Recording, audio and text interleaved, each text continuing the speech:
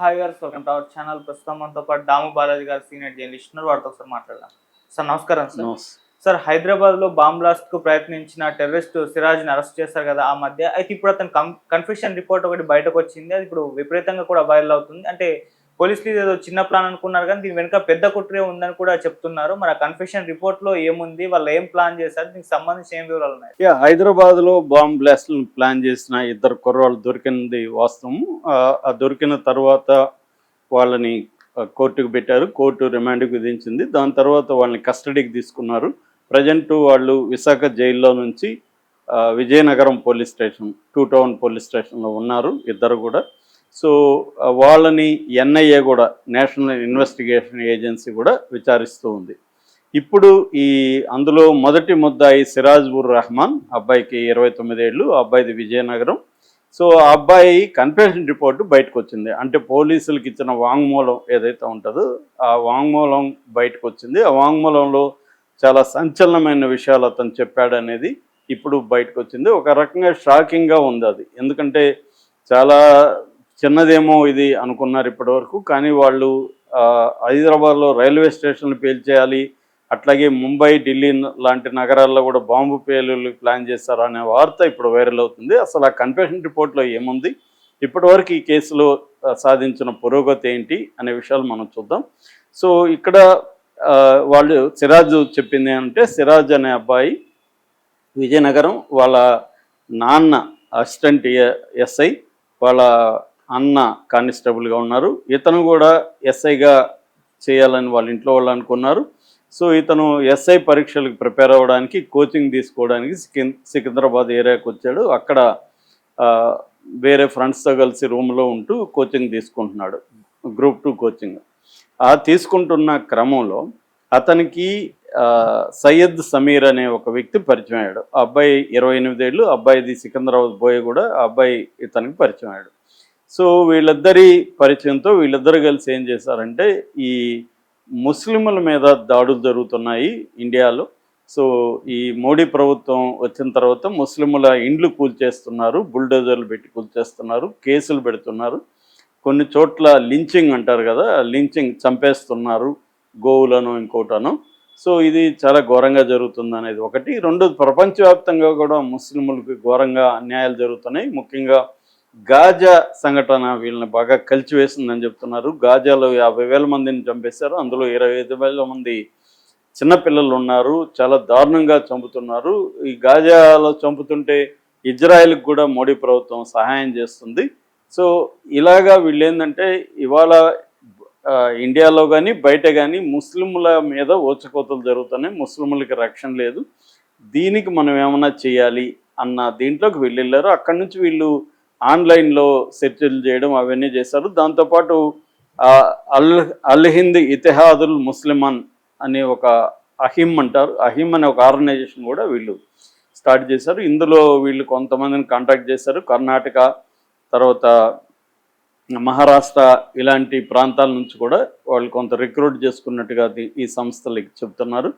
So అట్లాగే వీళ్ళకి కొంత సౌదీలో ఈ అబ్బాయికి సిరాజ్కి కాంటాక్ట్స్ వచ్చాయి. సౌదీలో ఉంటున్న ఒక బీహారీ, అతను ఒరిజినల్గా బీహారీ బట్ సౌదీలో ఉంటున్నాడు. అతను పేరు అబు తాలెం అలియాస్ అబు ముసార్. ఇతను సౌదీలో ఉన్నాడు. ఇతనుతో కాంటాక్ట్స్ ఈ సిరాజ్కి వచ్చాయి. ఇతను ఐఎస్ఐ ఏజెంట్ అని కూడా చెప్తున్నారు. పాకిస్తాన్ ఇంటెలిజెన్స్ సంస్థ, ఐఎస్ఐ అంటే ఇంటర్ సర్వీసెస్ ఇంటెలిజెన్స్ సంస్థ అనమాట. ఇది ఏజెంట్లని ప్రపంచవ్యాప్తంగా పెడుతుంది. అలాగా ఈ అబూ ముసార్ అనే వ్యక్తి సిరాజ్ని కాంటాక్ట్ చేశాడు. సిరాజ్ 6 నెలలకు ముందు 2 సార్లు సౌదీకి కూడా వెళ్ళొచ్చాడు. అక్కడ బాంబుల తయారీ అవన్నీ అతనికి నేర్పించారు. అతను ఎక్స్పర్ట్ అయినాక మళ్ళీ ఇండియాకి వచ్చాడు.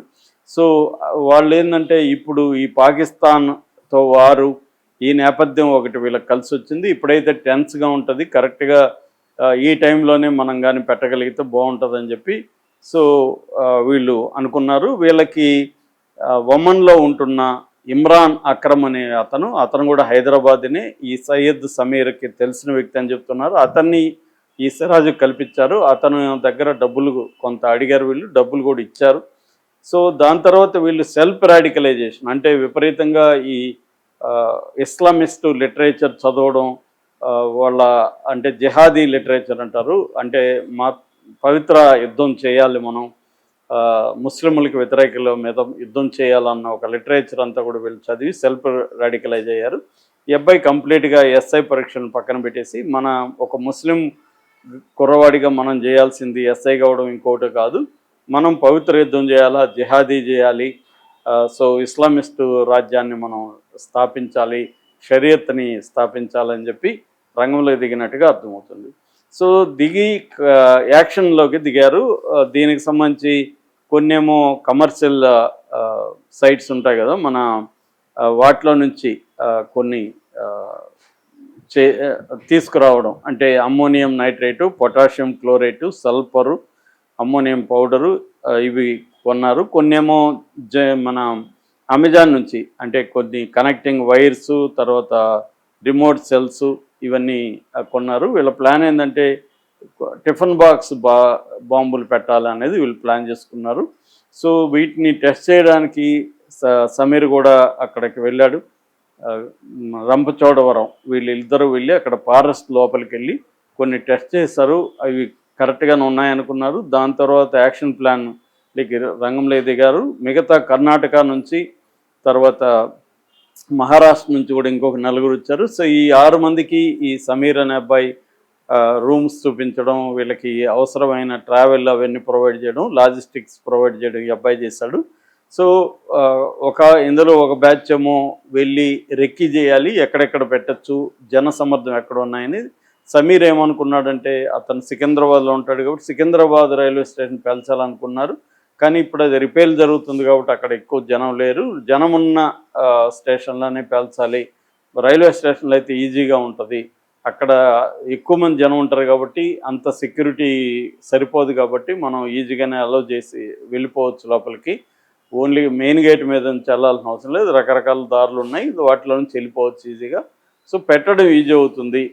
ఆ గుంపులో సీసీటీవీలో కూడా మనం కనపడకుండా మాస్క్ అది వేసుకుంటే ఎక్కువ క్రౌడ్ ఉన్నప్పుడు మనం చేద్దామనే ఒక ప్లాన్ ఉన్నట్టుగా కనబడుతుంది. అట్లాగే కొన్ని ప్రాంతాలను కూడా సెలెక్ట్ చేశారు.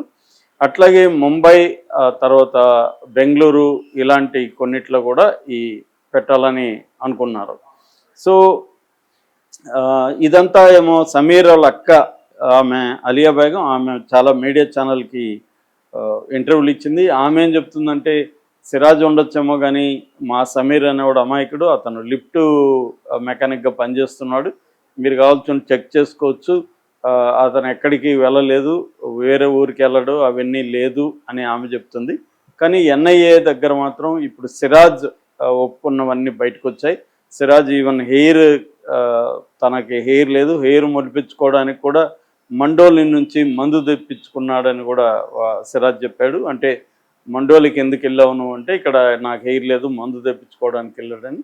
సో ఇంకా చాలా విషయాలు బయటకు వస్తున్నాయి. ముఖ్యంగా ఈ అల్ హింద్ ఇతిహాదుల్ ముస్లిమీన్ సంస్థలో ఇంకెవరెవరు ఉన్నారు, వీళ్ళ నెట్వర్క్ ఏ స్థాయిలో ఉంది, సో సౌదీతో ఉన్న లింకులు ఏంటి, అట్లాగే ఒమన్లో ఉన్న ఈ అబ్బాయి ఇమ్రాన్ అక్రమ్ డబ్బులు పంపించిన అబ్బాయి పరిస్థితి ఏంటి, అతని బంధువుల్ని విచారించడం, ఇవన్నీ కూడా సమగ్రంగా ఎన్ఐఏ చూస్తున్నట్టుగా చెప్తున్నారు. సో ఇంకొంత కొన్ని రోజులు గడిస్తే కానీ క్లియర్గా ఇన్ఫర్మేషన్ వచ్చే అవకాశం ఉంది. ఇప్పటివరకు అయితే ఇంకా 5 రోజుల వరకు ఇతని కస్టడీలో పెట్టుకొని ఇతను చెప్పినవన్నీ కూడా చెక్ చేసుకుంటున్నారు.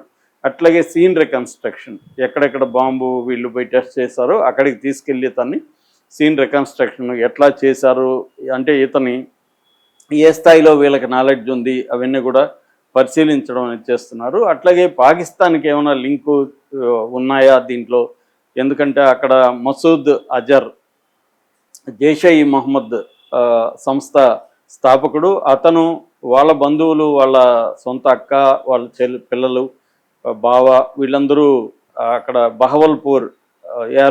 బహవల్పూర్ అటాక్ మీద జరిగినప్పుడు ఆపరేషన్ సింధూర్లు వాళ్ళు 10 మంది చనిపోయారు. దానికి నిరసనగా అతను ఒక ఉర్దూలో లెటర్ రిలీజ్ చేశాడు. అందులో మోడీని, మన దేశాన్ని తీవ్రంగా హెచ్చరించాడు. సో అందువల్ల ఇక్కడ స్లీపర్ సెల్స్, ఇక్కడ ఓవర్ గ్రౌండ్ వర్కర్స్